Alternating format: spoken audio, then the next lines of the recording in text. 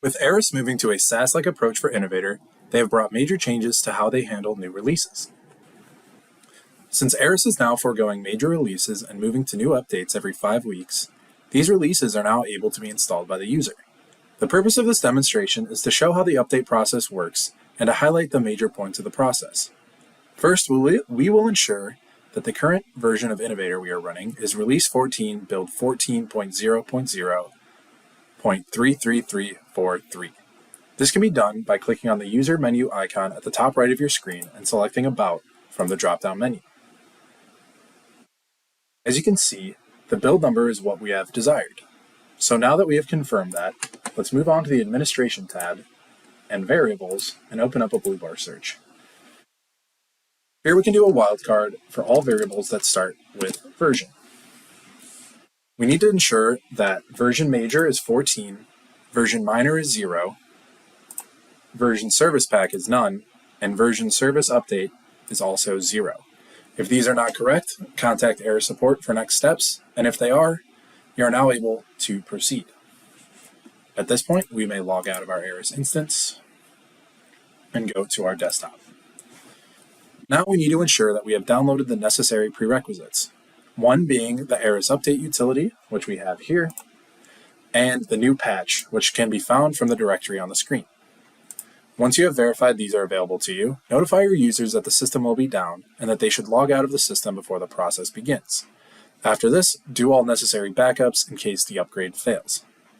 At this point, all users must be disconnected from the database. This can be done by changing the database connection string in Innovator server config.xml and restarting IIS. In order to do this, we must find the Innovator code tree or install directory and open Innovator server config. We can open this in Notepad and view it. In order to disconnect the users, all you need to do is modify this string here. And to do this, place an X before DB connection and save the file. Now we open up Command Prompt and perform our IIS reset, which can be done by typing in IIS reset. So now IIS will be stopped, restarted, and we're ready to go. Perfect.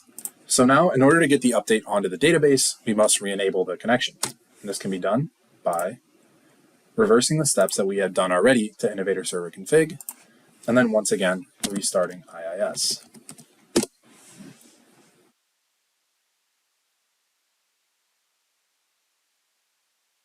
At this point, you should be ready to perform your upgrade.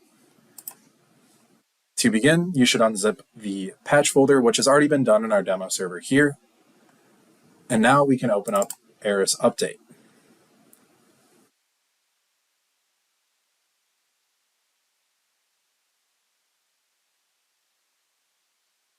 So now that Aras Open is updated, or open, we can go to Local Packages and add a package reference. This package reference will be our patch folder, so we can select that and select Install. In this instance, we do not have the conversion server or agent service installed, so we can deselect those.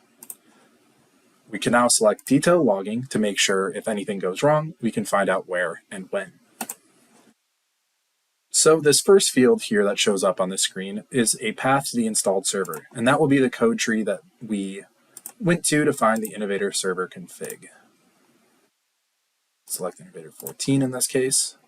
Then next we need to fill out what our OAuth server is, and in this case for our server it is HTTP localhost / Innovator 14 server, and then we need our database login. So first it'll be our database name. In our case it is 14 base. We need our username, and in this case we want to use super user, which is a pre-built out-of-the-box user in Aras that is used for updates and installs. The login in our case is root, and out of the box it is Innovator. Once those are selected, we can ensure everything is correct and select Install. The install will take a second to begin. Once we see a proper confirmation that the process has begun, we can sit back and relax and wait for either an error to occur, figure out what it is and correct it, or we will get a completion message once this process is complete. I skipped a bit of time here for you, the viewer, but after a few minutes, the installation is complete. So now we can exit out of our Aras Update utility and open up our Aras Innovator instance. So now that our database is loaded in, we'll feel free to log in as whatever user you are. In this case, I will log in as admin. And we will repeat the same steps that we did earlier on in the video to check what version we are on. So going back to the About page, we can see that our release is now 15 and our build number has upgraded as well. Thank you for watching the video and look forward to more of this content in the future. Thank you.